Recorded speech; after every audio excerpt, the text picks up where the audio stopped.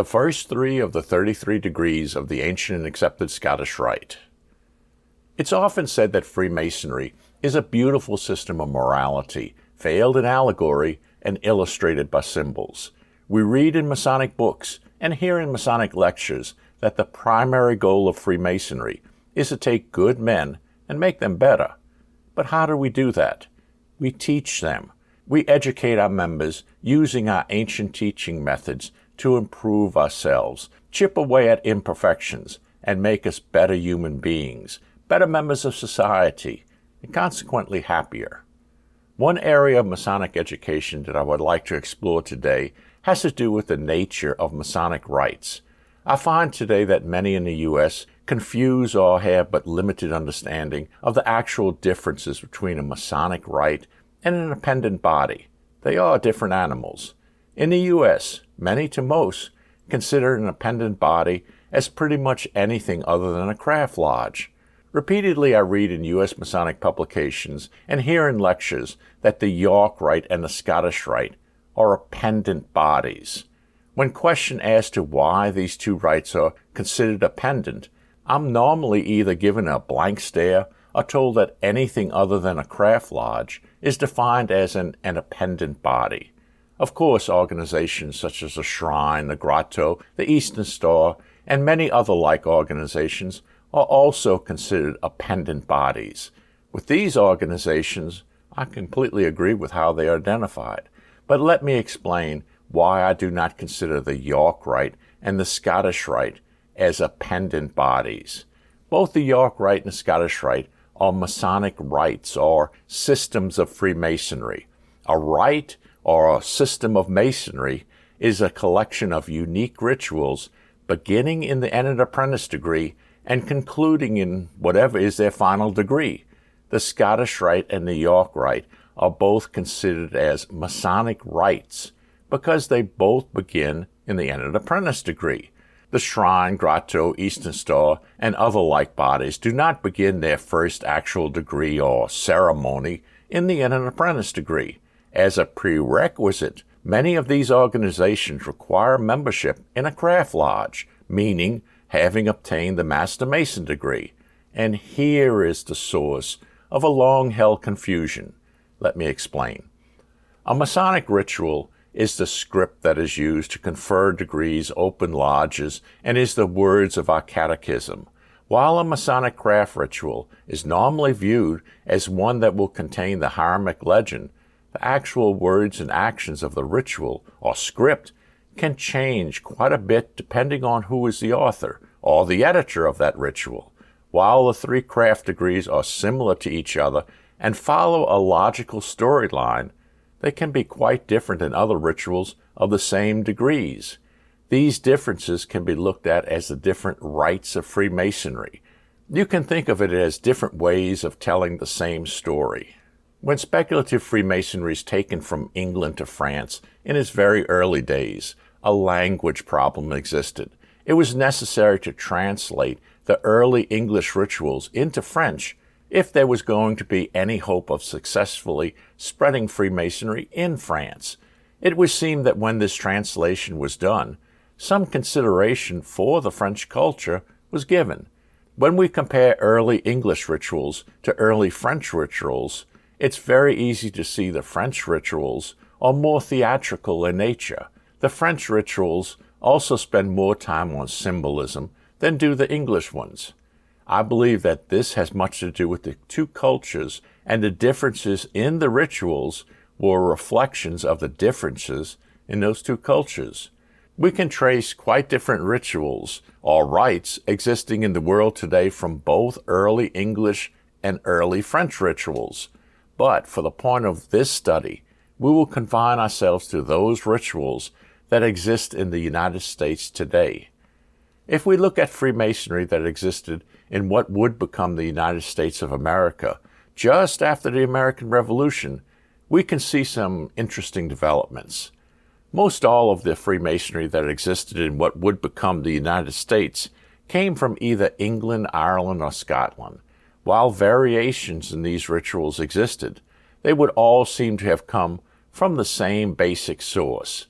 The Freemasons in the young United States began reorganizing Freemasonry in their new country to suit their likes.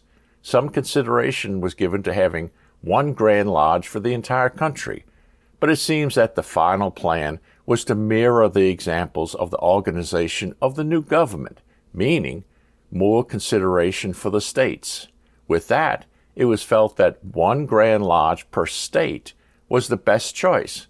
In the years that followed, Freemasonry in the United States began refining its nature and defining what it wanted out of each Grand Lodge. The general consensus was that each Grand Lodge should be as near as possible a copy of the other. Each would be sovereign and independent, yet very similar in the craft lodge experience to other Grand Lodges. There was a desire for there to be one Grand Lodge per state, one language per Grand Lodge, and that would be English, and one ritual for each Grand Lodge.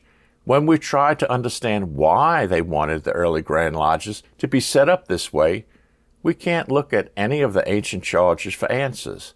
The only answer that is logical for why they wanted the U.S. Grand Lodges so like each other is because, well, that's the way they wanted it, period. So, with this one Grand Lodge, one language, and one ritual concept, the various Grand Lodges began to organize and refine themselves. Representatives of the various Grand Lodges would meet regularly to discuss the progress of Masonry in the U.S., but there was a problem for them in one area, and that area was South Carolina. To understand the situation in South Carolina, we need to take a quick look at England. Without getting into a lengthy history of Freemasonry in England, two groups having different Masonic philosophies developed in England prior to 1800. One styled themselves as the Ancients, and the others as the Moderns. These two Grand Lodges in England were, to say the least, unfriendly towards each other, but they did end up settling their differences, and in 1813 merged into what we have today as the United Grand Lodge of England. In South Carolina, just prior to 1800, there were also two Grand Lodges in that state, each representing one of the two styles of Freemasonry in England. Both were considered perfectly regular, but the problem remained that the collective desire of the U.S. Grand Lodges was that there be one Grand Lodge per state. Pressure began being placed on South Carolina for these two Grand Lodges to merge. The problem was they didn't like each other and found the other's Masonic philosophy wholly unacceptable. They simply did not want to merge. In 1801, a new development and a new problem came with the creation of a third Masonic body in South Carolina. This body did not trace itself back to the English style of Freemasonry, but to the French style. Through the Caribbean islands, a French style of Masonry called the Order of the Royal Secret, but more commonly known as the Rite of Perfection, had gained significant popularity. This was a 25-degree system of French-style Masonry that was very unique and quite different than the English style of Freemasonry. The problem was, it was very poorly organized and lacked any central leadership. A handful of Masons who had reached the highest degree in this French system met in Charleston, South Carolina, to discuss the problems with this system. Their solution was to create a new system with a better organization. The result of this new creation is what we have today as the 33-degree ancient and accepted Scottish Rite. Keep in mind, this new 33-degree French-style system, like the old 25-degree system, was a complete system that included its own unique craft degrees. The two oldest known rituals of the old 25-degree system in the U.S. are the Franken manuscript and the Bonsignor rituals. We'll talk a little more about them in a minute. So, when this new 33-degree system was created in Charleston, its birth certificate claimed to begin in the eminent apprentice degree. But there was a clear problem. South Carolina was already under considerable pressure because they had two grand bodies controlling craft degrees. The U.S. Grand Lodge community wanted these two bodies to merge so that there would only be one. The idea that a third body would be allowed, which would also control craft degrees, was unthinkable. While most all early records of the Charleston Supreme Council, known today as the Southern Jurisdiction, do not exist, we can assume that there was strong objection to this new body controlling craft degrees. If the young Charleston Council ever did attempt to work in the craft degrees of the Scottish Rite, it would certainly have been short-lived. But we have no information one way or the other. All that we know from the records that exist is that at some point, the Supreme Council clearly confined its degrees from the 4th to the 33rd. Such was not the case, however, with the 2nd, 3rd, and 4th Supreme Councils to be created. Each of these did work in the complete 33 degrees of the ancient and accepted Scottish Rite, beginning in their own unique craft lodge ritual.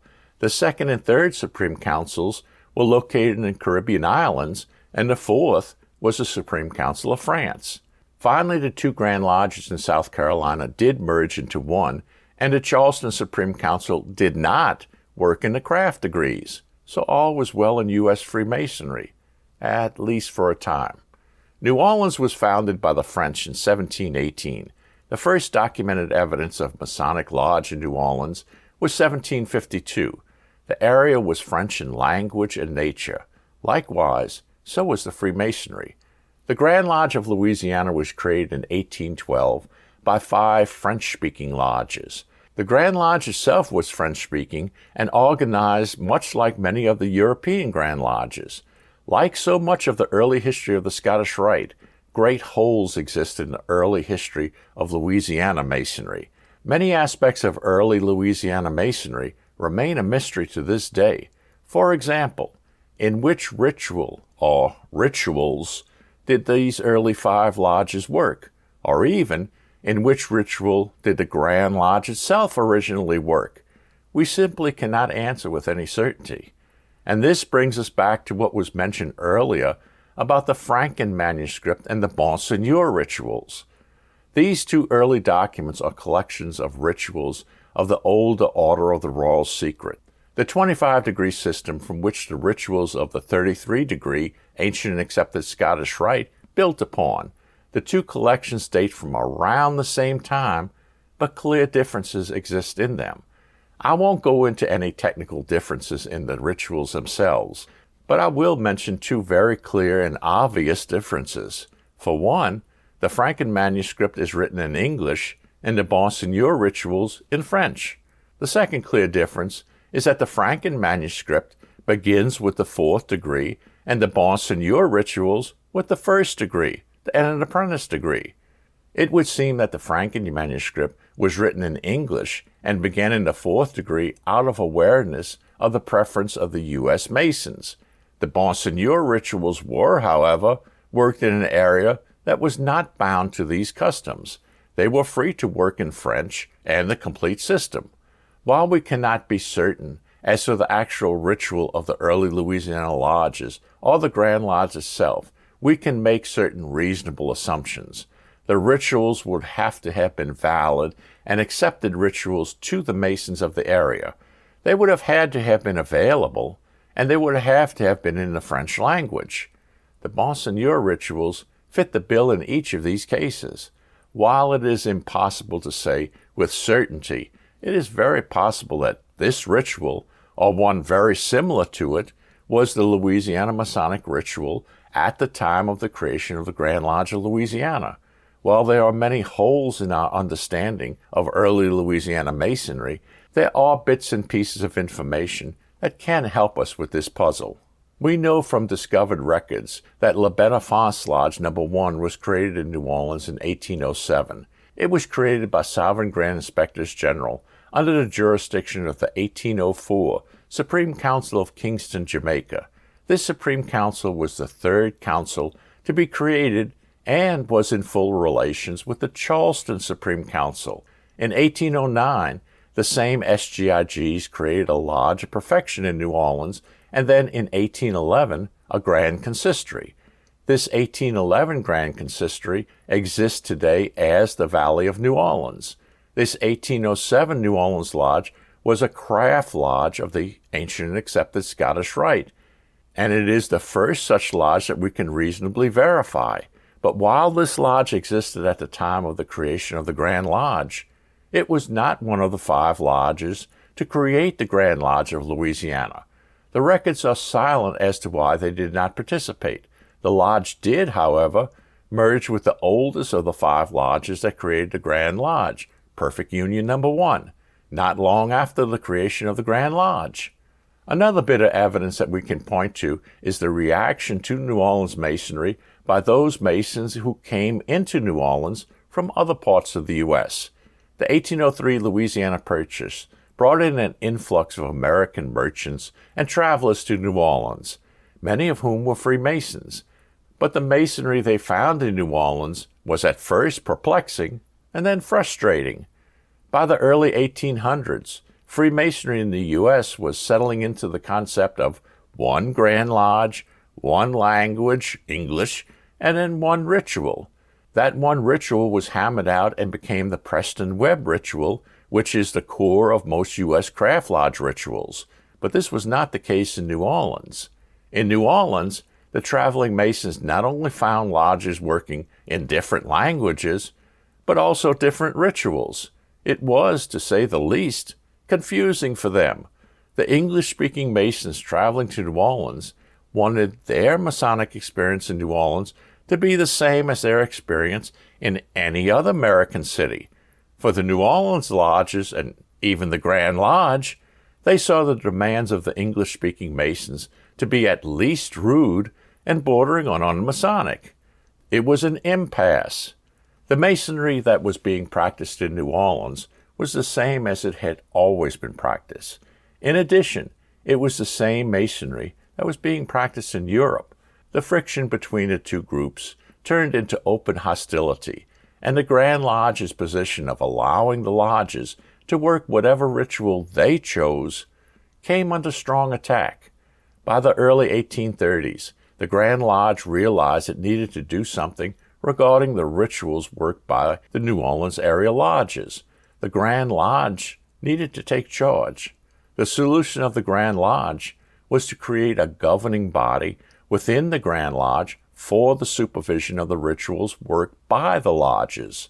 They named this new body the Chamber of Rites. The Chamber of Rites was composed of 3 committees, or chambers, one for each of the rites that were approved to be worked in the lodges. Individuals proven to be proficient in the York Rite, Scottish Rite, and French or Modern Rite rituals were placed in their respective chambers to supervise the rituals of the lodges.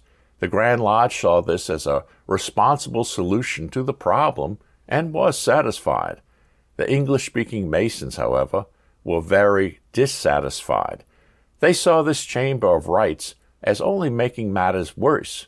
They were very clear in what they wanted, and that was one Grand Lodge, one language, English, and one ritual.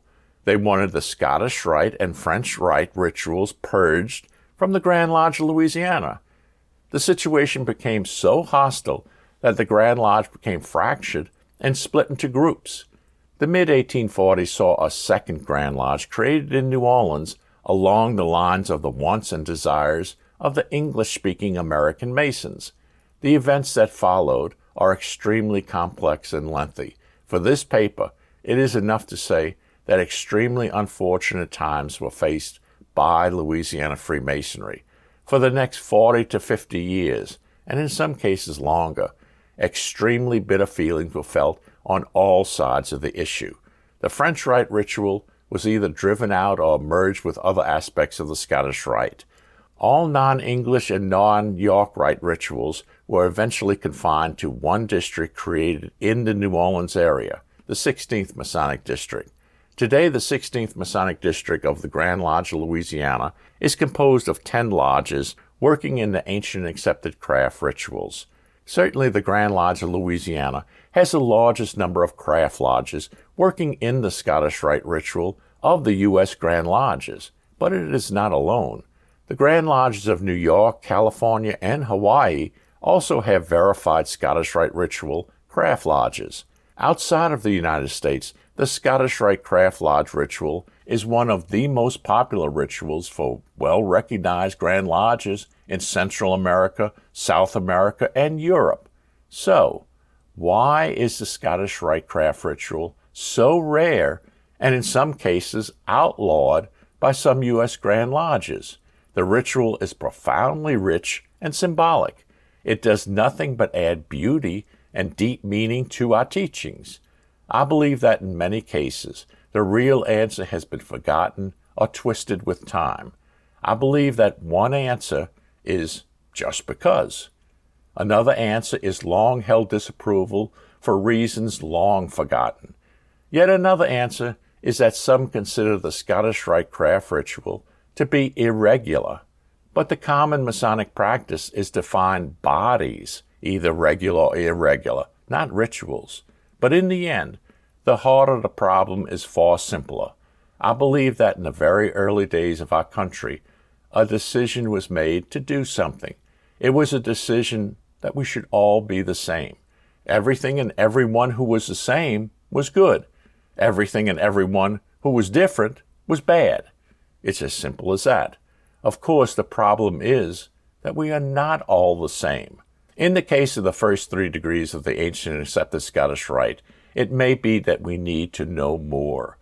It's one thing to prefer one flavor of ice cream over another. It's quite another to perpetuate falsehoods of a flavor you have never tried.